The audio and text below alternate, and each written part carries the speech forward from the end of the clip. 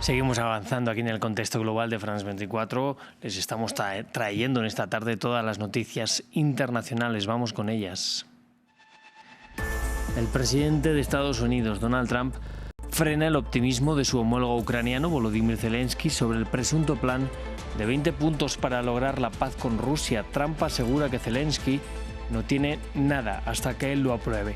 Está planeado que ambos se reúnan el domingo en Florida. Y un grupo de venezolanos que fueron deportados de Estados Unidos piden a la administración Trump que cumpla con un fallo judicial que prevé que sean reaceptados. Una vez de vuelta en Estados Unidos, podrían pedir la impugnación de su deportación por vulneración al debido proceso. En Bolivia continúan por quinto día protestas de mineros y otros trabajadores rurales por la eliminación del subsidio a los combustibles. Los dirigentes mineros denuncian que es una medida que beneficia a las multinacionales en detrimento del pueblo. Comenzamos.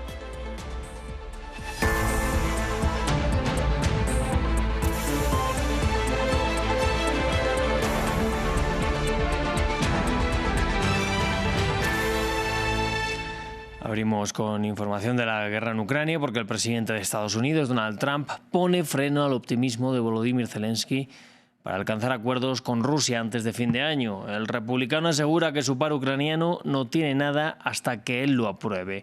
Esto en referencia a las declaraciones de Zelensky sobre avances en un nuevo plan de paz acordado entre Kiev y Washington. Según el gobierno ucraniano, este domingo ambos mandatarios se van a reunir en Florida. En la Plaza de la Independencia de Kiev, las decoraciones navideñas apenas se veían bajo las banderas, cuadros y mensajes en memoria de los soldados ucranianos caídos. A medida que el conflicto con Rusia se acerca al inicio de su quinto año y a pesar del continuo impulso diplomático de Washington, los residentes de la capital se mostraron escépticos con un posible fin de la guerra. Desafortunadamente hay pocas esperanzas de cambio. Mi esposo y mi hermano están en el ejército y esperamos que la situación mejore, pero no estamos dispuestos a ceder ningún territorio. Mientras tanto, Volodymyr Zelensky adoptó un tono más optimista, afirmando incluso que estaba listo para convocar un referendo sobre el plan de Trump con un alto al fuego si Rusia lo acepta, según reportó el medio Axios. El presidente ucraniano anunció también que se reuniría con Donald Trump el próximo domingo para discutir las garantías de seguridad y ultimar los detalles de un plan de paz conjunto de 20 puntos que se presentará a Rusia. Rustem Umerov informó sobre sus últimos contactos con la parte estadounidense. No vamos a perder ni un solo día. Hemos acordado una reunión al más alto nivel con el presidente Trump próximamente. Mucho se puede decir antes del año nuevo. Gloria a Ucrania. Los esfuerzos diplomáticos para poner fin a la guerra se han topado hasta ahora con demandas contradictorias de ambas partes. Kiev declaró recientemente que estaba dispuesta a retirar sus tropas del este del país, siempre que Rusia hiciera lo mismo, lo que crearía una zona desmilitarizada y vigilada por fuerzas internacionales. Pero Moscú no ha dado señales de estar dispuesta a aceptar dicho acuerdo y sigue exigiendo a Ucrania que renuncie al territorio que le queda en la región del Donbass.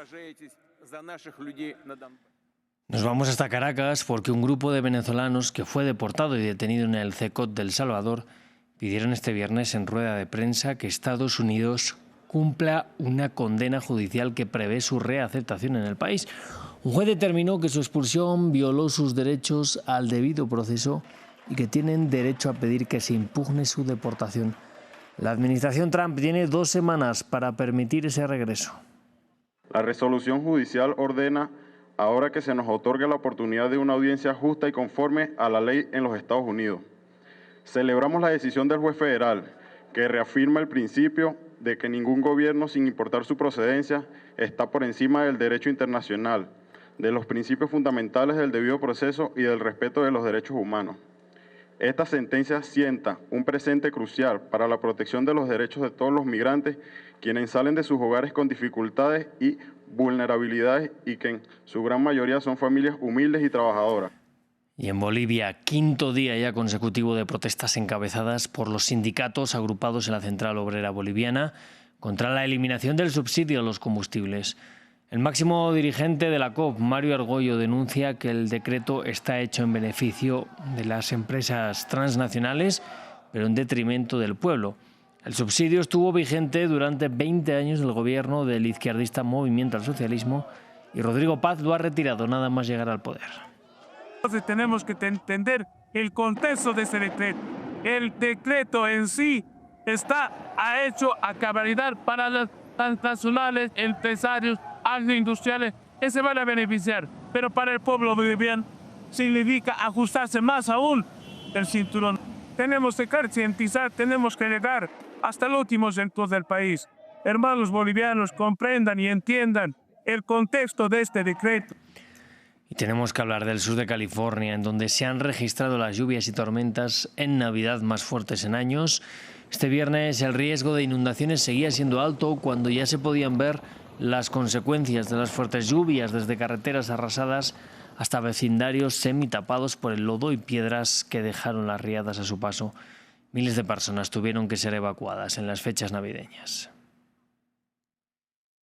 Y vamos a Medio Oriente. La agrupación extremista sunita Saraya Ansar al-Sunna, anteriormente parte del HTS y hoy en el gobierno, reivindicó por Telegram el ataque de este viernes contra una mezquita ubicada en Homs, en un barrio de la minoría alawita, a la que pertenece el derrocado expresidente Bashar al-Assad. 8 personas murieron y 18 resultaron heridas. Vamos a verlo. Explosión en una mezquita alawita en Siria. En la ciudad de Homs, el ataque se dirigió contra la minoría a la que pertenecía la familia del expresidente Bashar al-Assad, que fue derrocado en diciembre del año pasado. La oficina de prensa de la ciudad informó que un artefacto explosivo detonó dentro de la mezquita Imam Ali bin Abi Talib y que las fuerzas de seguridad habían acordonado la zona. Cuando se produjo la explosión se desató el caos y la gente se acostó en el suelo. Entre 25 y 30 personas estaban en el suelo y en 5 minutos llegaron las fuerzas de seguridad y las ambulancias para atender a los heridos y a los fallecidos. La bomba fue colocada por un individuo. Continuamos la investigación y, con la ayuda de Dios, pronto identificaremos a los responsables.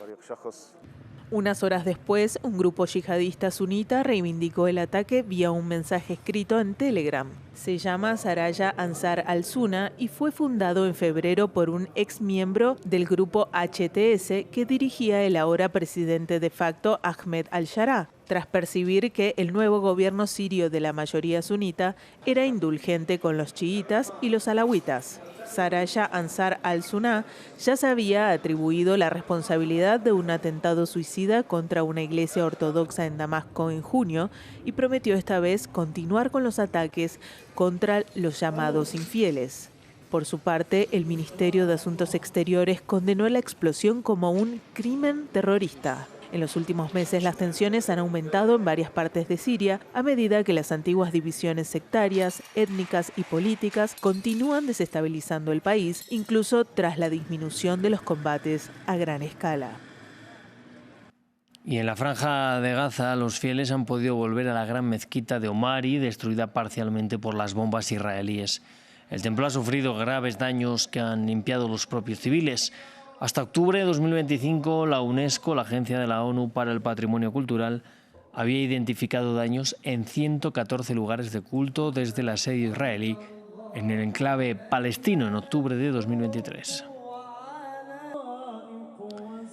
Y en Nigeria, los ataques aéreos que Estados Unidos llevó a cabo contra el autodenominado Estado Islámico podrían ser los primeros de una serie de operaciones conjuntas en este país africano. Donald Trump habla desde finales de octubre de una amenaza existencial para los cristianos en Nigeria. Sin embargo, la intervención estadounidense divide a los nigerianos. Es la primera vez que Washington interviene militarmente en Nigeria bajo el mandato de Donald Trump. Del lado de la población nigeriana, el presidente estadounidense encuentra bastante respaldo, dada la crisis de seguridad que vive actualmente el país africano. Estamos hartos de todas estas matanzas. La gente no puede viajar y tenemos un gobierno, tenemos soldados y no nos ayudan en absoluto. Así que deberían haber estado aquí desde hace tiempo. Agradecemos a Estados Unidos por lo que ha hecho. Agradecemos al gobierno nigeriano por lo que está intentando hacer. Deben trabajar en equipo para erradicarlos donde quiera que se escondan, para que cristianos y musulmanes puedan vivir en paz en Nigeria. Donald Trump afirma que en el norte de Nigeria los cristianos se encuentran bajo una amenaza existencial equivalente a un genocidio. Sin embargo, esta teoría es refutada tanto por el gobierno del presidente Bola Tinubu como por la mayoría de los analistas. Por eso, este viernes, varias voces cuestionaron el fundamento de la operación estadounidense, que tuvo lugar en una zona predominantemente musulmana y sin antecedentes de persecución religiosa. Nunca ha habido ningún incidente de persecución de cristianos en el estado de Sokoto. Sus iglesias no fueron atacadas. No se ha producido ningún genocidio de cristianos en el estado de Sokoto. El problema actual en Nigeria no es una crisis religiosa. Es un problema de secuestros y bandidos y otros grupos que intentan destruir el país. Dividido prácticamente en partes iguales entre el sur predominantemente cristiano y el norte predominantemente musulmán, Nigeria es escenario de numerosos conflictos, con cristianos y musulmanes como víctimas, a menudo de forma indiscriminada. Israel informó este viernes su reconocimiento como país independiente y soberano a Somalilandia, una región separatista de Somalia en disputa desde 1991. La decisión de Israel generó rechazo en África y en el mundo árabe en general, puesto que llega tras conocerse la intención del gobierno israelí de enviar allí de manera forzada a los gazatíes desplazados por la guerra. Nos lo cuenta Martín Gripo. Somalilandia recibe su primer reconocimiento como país independiente. Israel dio el apoyo a la soberanía de esta región separatista del norte de Somalia, una decisión que fue comunicada por el primer ministro israelí Benjamin Netanyahu, mediante una llamada con la autoridad somalilandesa. Creo que esta será una gran oportunidad para ampliar nuestra colaboración. Tenemos la intención de colaborar con ustedes en los ámbitos económicos, agrícola y de desarrollo social. Esperamos poder ayudarles en todo lo que podamos y creemos firmemente en esta amistad.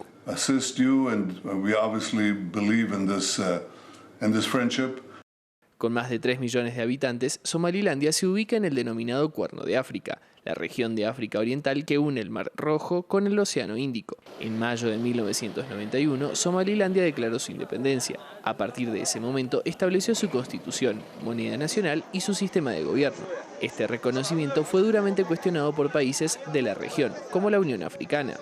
Cualquier intento de socavar la unidad, la soberanía y la integridad territorial de Somalia contraviene los principios fundamentales de la Unión Africana y podría sentar un precedente peligroso con profundas consecuencias para la paz y estabilidad de todo el continente. Y la Liga de Países Árabes también rechazó la decisión de Israel. Esta medida de una potencia ocupante que comete a diario graves violaciones contra el pueblo palestino y los países palestinos vecinos e ignora las resoluciones de legitimidad internacional es un ataque israelí a la soberanía de un Estado árabe y africano. Según la agencia EFE, el reconocimiento llega tras varias visitas secretas de altos funcionarios israelíes a Somalilandia, y la agencia AP dijo que Estados Unidos e Israel habrían estado en contacto desde inicios de 2025 con las autoridades de esta región, con el objetivo de enviar allí a los palestinos expulsados forzosamente de la Franja de Gaza, algo que no se materializó, al menos de momento. Vamos con la Copa Africana de Naciones, que sigue su desarrollo en Marruecos. Este viernes comenzaba la segunda ronda de partidos de la fase de grupos.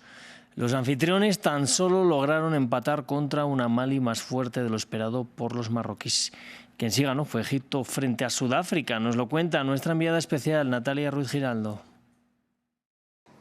Marruecos pensaba que Malí iba a ser una presa fácil, pero no fue así. Se tuvieron que contentar con un 1-1 aquí en este estadio Príncipe Moulay Abdallah de Rabat. Eso sí, Marruecos jugó un muy buen primer tiempo, especialmente gracias a un brillante Brahim Díaz que consiguió ya un penalti para abrir el marcador. Brahim Díaz, casi siempre en el banquillo del Real Madrid, aquí ya lleva 2 tantos. En el segundo tiempo, Malí siguió buscando las oportunidades de gol y se encontró con un penalti después de una falta sobre la Sinayoko. Fue precisamente Sinayoko el encargado de cobrar y de marcar para poner el empate y casi dejar callado a todo este estadio. Marruecos no se pudo entonces lucir ni ante su público ni ante los ojos de un Kylian Mbappé que vino aquí a apoyar a su amigo y ex compañero de vestieres en el Paris Saint-Germain, Achraf Hakimi. Hakimi que por ahora no ha jugado, pero quizás podría estrenarse en ese tercer partido de Marruecos. Es justamente allí ante Zambia donde tendrá que buscar y